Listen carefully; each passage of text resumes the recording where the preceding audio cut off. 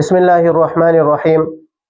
موجودہ دور مسلمانوں کے لیے انتہائی آزمائشوں اور امتحانات کا دور ہے۔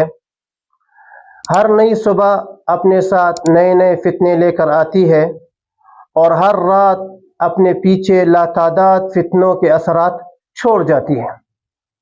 یہ خراب حالات اور آزمائش کے دن مسلمانوں کے لیے کوئی نئی بات نہیں ہے، کیونکہ آپ صلی اللہ علیہ وسلم نے 1400 سال پہلے اپنی امت کو اس کے بارے میں خبر دی ہے کہ اس طرح کی آزمائشیں آپ پر آئیں گی۔ احادیث میں نبی کریم صلی اللہ علیہ وسلم نے آخری زمانے کی جو نشانیاں بتائی ہیں، ان میں ایک نشانی یہ ہے کہ آخری زمانے میں قتل و قتال بہت عام ہو جائے گا۔ آج ہم اپنی آنکھوں سے اس بات کا مشاہدہ کر رہے ہیں کہ ہمارے ملک سے امن و امان بالکل ہی ختم ہو گیا ہے۔ کسی کی جان، مال، عزت، آبرو یہ محفوظ نہیں ہے، تمام انسان غیر محفوظ ہے۔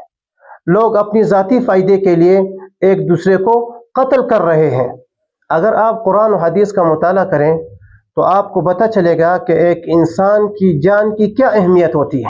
حضرت انس بن مالک رضی اللہ تعالیٰ عنہ فرماتے ہیں کہ نبی کریم صلی اللہ علیہ وسلم نے ارشاد فرمایا کہ گناہوں میں سے سب سے بڑے گناہ اللہ تعالیٰ کے ساتھ شریک ٹھہرانا ہے۔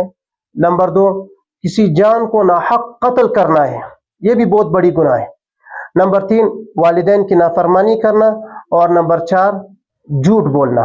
خلاصہ کلام یہ ہے کہ کسی انسان کو ناحق قتل کرنا یہ گناہ کبیرہ ہے۔ اس فتنوں کے دور میں ہر مسلمان پر لازم ہے کہ وہ اپنے ہاتھوں کو دوسرے مسلمانوں کے خون سے نہ رنگے۔ اللہ ہمیں تمام ظاہری اور باطنی فتنوں سے محفوظ فرمائے۔ وآخر دعوانا ان الحمد للہ رب العالمین۔